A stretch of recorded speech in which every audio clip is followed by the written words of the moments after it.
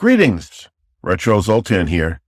Every once in a while I like to put away the new stuff and go back, way back, to look at some classic goodies. I was doing my usual handheld gaming browsing and couldn't help but find Excalibur Talking Golf.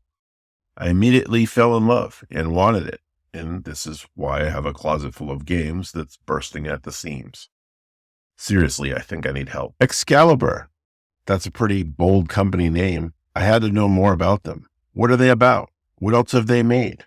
Excalibur Electronics was a company known for producing electronic handheld games, board game adaptations, and novelty gadgets, particularly in the late 1900s and early 2000s. Based in Miami, Florida, Excalibur specialized in creating affordable electronic games, with their most famous products including talking golf games, my perfect example here, electronic poker handhelds, and even official licensed versions of games like the New York Times crossword and Scrabble. Excalibur devices often had a distinctive, somewhat bulky design and were marketed as accessible alternatives to more sophisticated gaming hardware. You couldn't go far in the 90s without running into an Excalibur electronics game, as they were in Radio Shack, Sears, Sharper Image, Brookstone, all in stores I don't think exist anymore.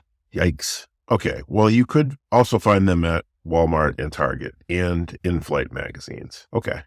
They seemed to have a solid run during that time, but it was a niche market. And when smartphones took over casual gaming, the company didn't have a chance and eventually went out of business. I kind of like how Excalibur went for it back then. When they got flack about the chess games and how the AI of them wasn't so great, they just restated the fact that they were for more casual and intermediate players, and just continued to do what they did. I mean, they were creating Skynet with their chess games, but that's not all they had. They certainly sold a lot of products, and while most might be in a landfill today, we can at least always pick these up from eBay for a meager $10 to $20. In my studies, I realized they also played a hand in making miniature arcade machines, reminiscent of the ones made by Coleco, and I just happen to have them in my collection. I had no idea, and I wonder, what else do I have from Excalibur?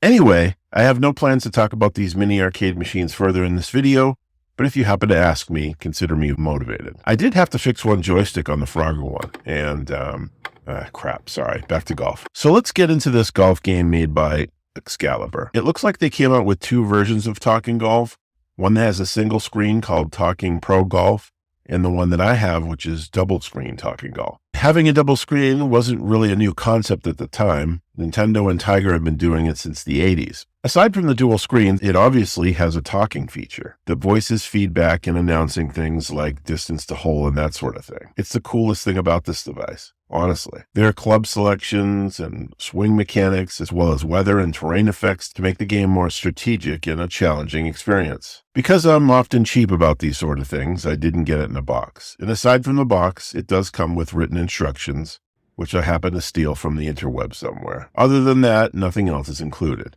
including the AAA batteries that pop in the back after you find the right screwdriver. What sticks out for me, of course, is the golf ball controller. It looks like it's lodged into the thing. It's immediately something I need to touch and doesn't spin like a roller ball like I expected it to. But it's certainly, well, it's kind of like a joystick or a button. I guess we'll find out soon. Buttons are the following. On the left are on-off buttons and sound, the check button that the instructions don't explain at all, a whole player button. There's also the direction button and the club that might be obvious from golf fans. So let's put some batteries in this thing and play some golf. You're playing golf and you're going to like it. Okay, so here it is, the dual screen Talking Golf. It's currently closed right now. The golf ball controller, which ended up just being a button, and club and directions. So let me just open it up. So when you immediately open this, you can see the full golf course here, and a few little cheat sheets on how far your clubs will hit the ball. And this one's basically showing you all the pars for holes. Okay. It's kind of interesting that it just falls down. If you're like holding it, it's not going to, it's just kind of hanging, which is a little weird, but I guess it's meant for laying on a table. Let's turn it on. And as you can see, there's an on-off mode, there's a sound on and off, but you want the sound on for sure, unless if, it's too loud for people. I found out check was just to check for certain things like what club you're using and that sort of thing. How many strokes you have, your score, that sort of thing. If you keep pushing on in mode, you can do practice, tournament, and skins. Honestly, I don't know what skins is. No idea. So if you're a golf person, maybe you can tell me, and you can also change it to 2 players. So we're going to do 1 player. Let's see, we'll do a tournament. So let's start. Hole 1, par 4. Another interesting thing is the speakers are underneath.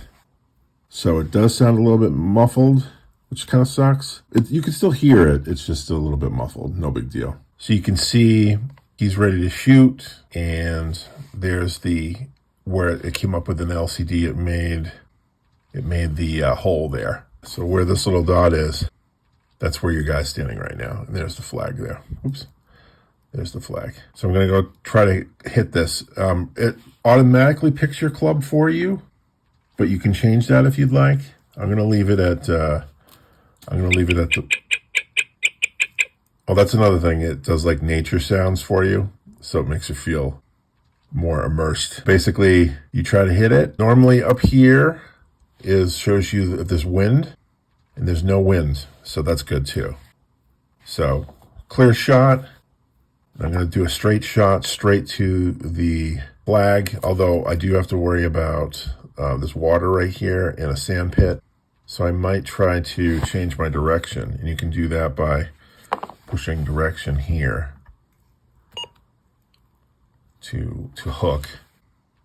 So it'll end up over here somewhere. So I'm going to go ahead and hit that as hard as I can. Oops. You missed. One of the cool things about this is if you miss, he gets pissed off and stuff. I don't know what he says sometimes. Like, what is that? What was that? If you know what he's saying, let me know. Let me see if I can get him to do it again.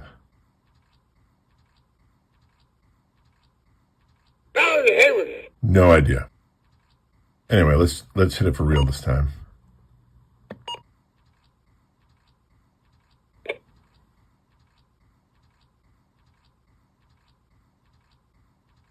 So good. Didn't land in the water, which is nice. And you can see where I am now, where the flag is. So that's good.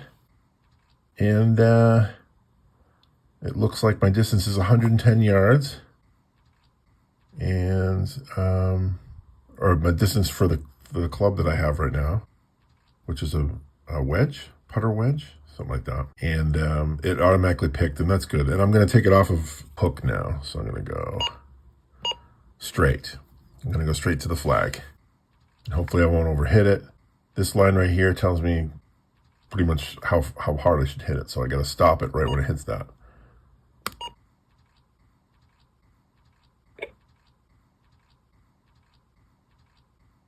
All right. So I'm pretty close. Quiet, please. Oh, sorry. And 8 yards to the hole.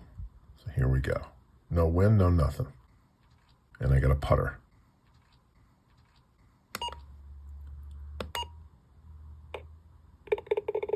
Double bogey, 2 over par. Score 6. I failed there, but but I got it in, so that's good. And then now the next hole. One of the cool things about this is if you close it, if you shut it off and turn it back on later, it's still going to be in the same spot.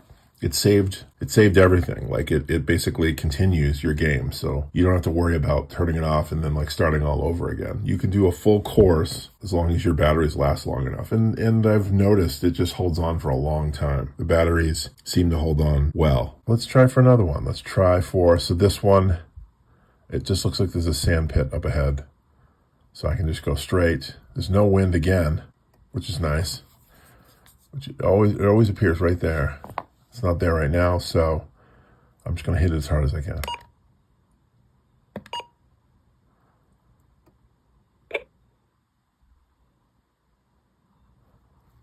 Yeah, I got pretty close. 66 yards.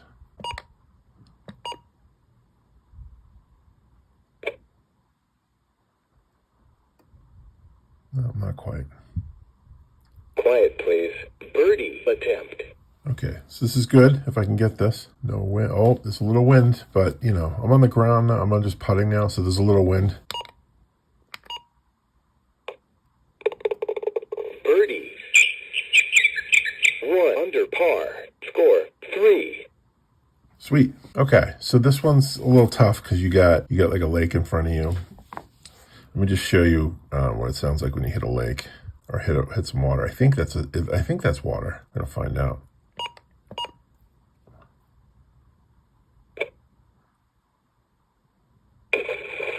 Yeah, it was water. I'll get over that. I just don't want to get it in the sand pit, but I think it's going to end up in there anyway.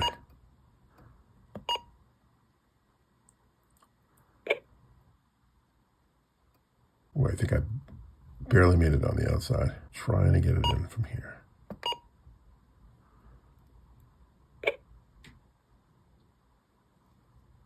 Ooh. Quiet, please. Double bogey. 2 over par. Score 5. Ugh. So that's about it, really. What's really cool is these courses change on the screen every time to show, and they match up with these perfectly. So like this is hole 4. So if we look for hole 4 here, it'll match up. It's just kind of spun a little bit, but you can see the sand pit is right there in the 2 things of water. So it's pretty wild how that works. It's pretty clever in my opinion. And there's really not much more to it. It's pretty simple. It's pretty fun. Let me go back up a little bit. I love the ball. Oops. I love this thing. It's just a button. I thought it was like you had to flick it or something, which would have been kind of neat, but maybe a little bit too much. It's just a big button that you use. And you just hit it. It's great. Super fun for this. It's very creative. Being able to change the setting for an LCD screen is pretty impressive to me, especially with the courses. That's impressive that it keeps changing the size.